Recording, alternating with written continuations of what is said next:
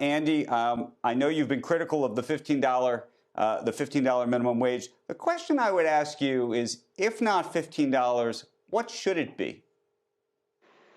Oh, well, I would say it would depend upon what state you're in. Even better, it would depend upon what municipality you're in. I think the closer we get to the economic zones that are impacted by the minimum wage, the more effective wage we can put in place.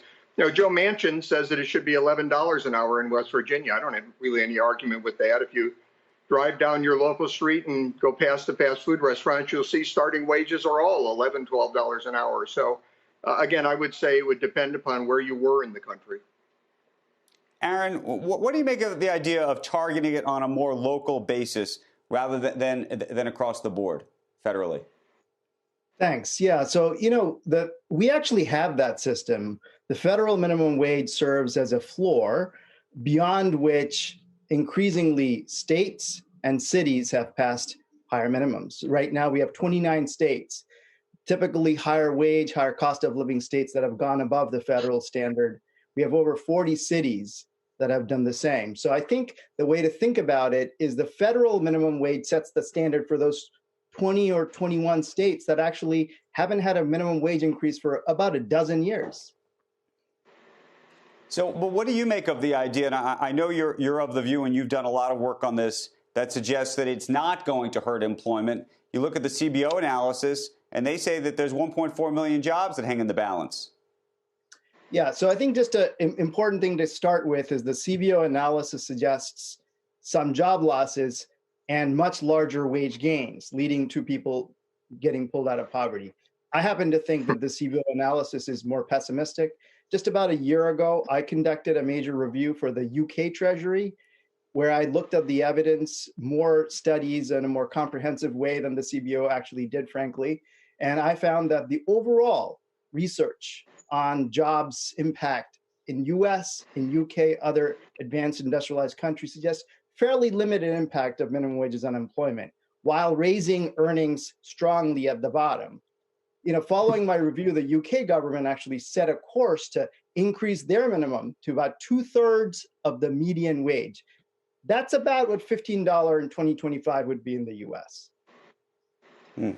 Andy, I'm curious about the role of technology in all this, because one of the things people say all the time is, if you raise the wage too high, people are going to start, not using waiters. They're going to use iPads at the table, and you're starting to already see that in many, many places. Do you think the wage actually matters when it comes to the implementation of technology? I mean, not to say that we're just, isn't there an inevitability to the technology piece?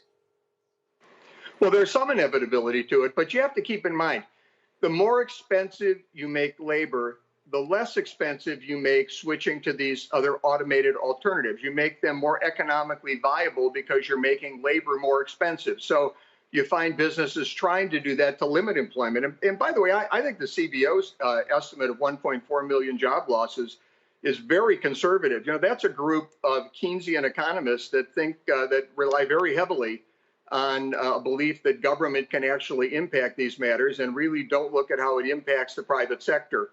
And that's why they had to, during the Obama administration, 5 times they had to reduce their GDP forecast by $2 trillion because they overestimated what government can do. And I think they've overestimated here. I think there'll be a lot more job losses than 1.4 million. And if you want to reduce poverty, create jobs. Look what happened in 2019. 4.1 million people lifted out of poverty, lowest poverty rate in the history of the country, largest single-year decline.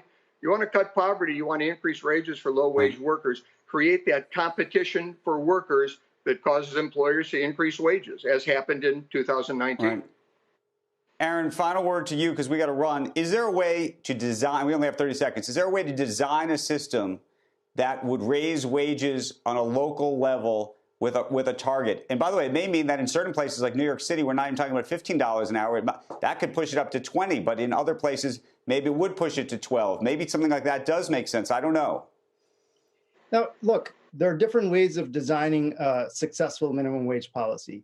In terms of concerns about raising the minimum wage too fast, one compromise solution is to allow certain states, in particular lower wage states like West Virginia, a longer phase-in period. So you get to 15, but it takes longer. So that sort of that sort of compromise, that sort of flexibility can be built in even in a system of national minimum wage. Shepard Smith here. Thanks for watching CNBC on YouTube.